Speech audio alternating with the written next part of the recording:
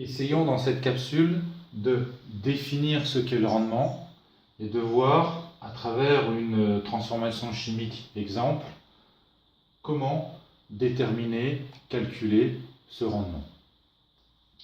Prenons comme transformation la transformation où on a de l'aluminium qui réagit avec du dioxyde de carbone pour former de l'oxyde d'aluminium et du carbone. Imaginons que le produit qui nous intéresse ici soit l'oxyde d'aluminium. Lorsque vous synthétisez un produit chimique, bien souvent, vous avez ce qu'on appelle le produit d'intérêt, c'est-à-dire c'est le produit pour lequel on fait la transformation chimique, et puis un sous-produit qui est formé avec le produit d'intérêt, de par l'équation bilan, mais qui ne nous intéresse pas. Donc l'idée ici, c'est de fabriquer, de produire, de synthétiser de l'oxyde d'aluminium et de calculer le rendement de cette synthèse. Le rendement, c'est quoi? Ça peut se calculer de deux façons différentes, par les quantités de matière ou par les masses. Ça revient au même.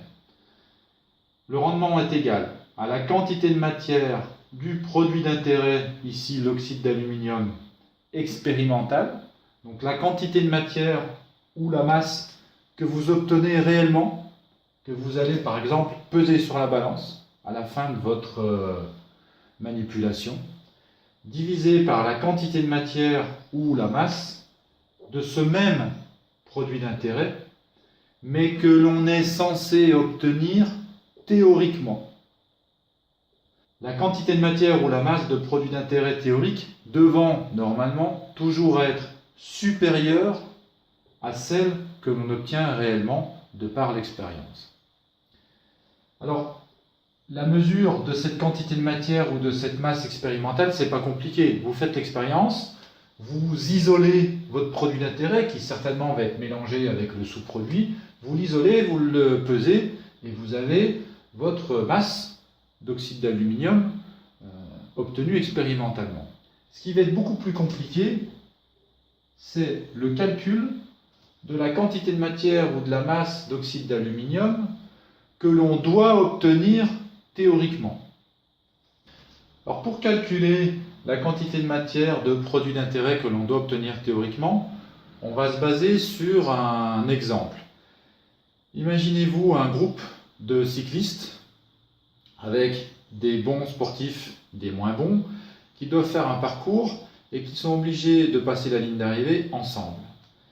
Le résultat final sur la ligne d'arrivée va dépendre des cyclistes les plus mauvais, parce que les meilleurs vont de toute façon être obligés d'attendre les plus faibles. Donc, de la performance du plus faible va dépendre la performance finale. Pour la transformation chimique, c'est pareil. Les réactifs, ils sont obligés de rester ensemble. Si l'un des réactifs s'en va, l'ensemble de la transformation s'arrête. Or, les réactifs ne s'épuisent pas tous à la même vitesse. Vous voyez qu'ici, dans cet exemple, l'aluminium, le réservoir d'aluminium va se vider à la vitesse x4, lorsque le réservoir de dioxyde de carbone, lui, va se vider à la vitesse x3. Selon les quantités de matière que vous mettez au départ des différents réactifs et la vitesse à laquelle les réservoirs se vident, vous avez en chimie un réactif limitant.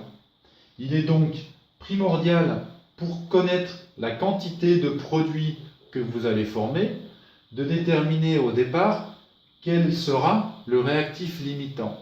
Parce que la quantité de matière de réactif limitant qui aura réagi va déterminer la quantité de matière de produit que vous obtiendrez au final, de manière théorique. Je vous rappelle comment calculer le réactif limitant. Méthode à connaître par cœur. Vous faites le quotient des différentes quantités de matière de réactifs au départ, divisé par leur coefficient stoichiométrique. Ici donc, on compare NaLi sur 4 divisé par NCO2i sur 3. L'aluminium, on en a mis 10 moles. Divisé par 4, ça fait 2,5. et on compare ce résultat avec 10 mol de CO2 divisé par 3 qui vaut 3,3. 2,5 inférieur à 3,3, donc le quotient le plus faible, ici celui correspondant à l'aluminium, donne le réactif limitant. Dans cette transformation, si on met au départ 10 mol d'aluminium, 10 mol de CO2, alors l'aluminium sera limitant. Si on arrive donc à connaître la quantité de matière d'aluminium qui réagit, l'aluminium étant le réactif limitant, on va pouvoir déterminer la quantité de matière d'oxyde d'aluminium qui devra être produit de manière théorique. Et donc, on aura le rendement. Méthode pour connaître la quantité de matière d'oxyde d'aluminium formée.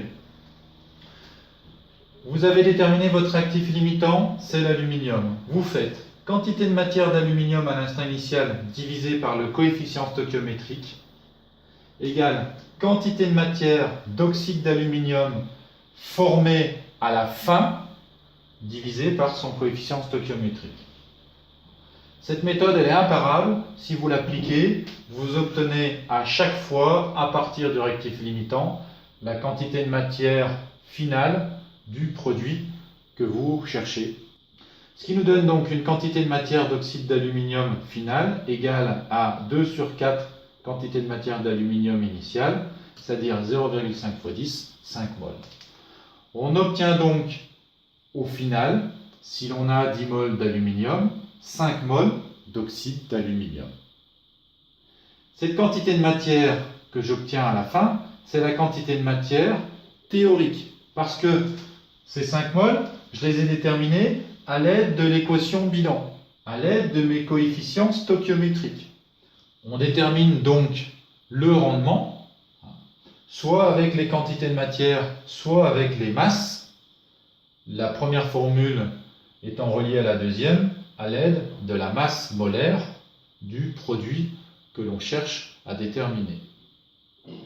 En résumé, essayons de faire le bilan de la méthode pour déterminer un rendement. Premièrement, vous écrivez votre équation bilan de synthèse. Vous mettez en rouge les coefficients stoichiométriques.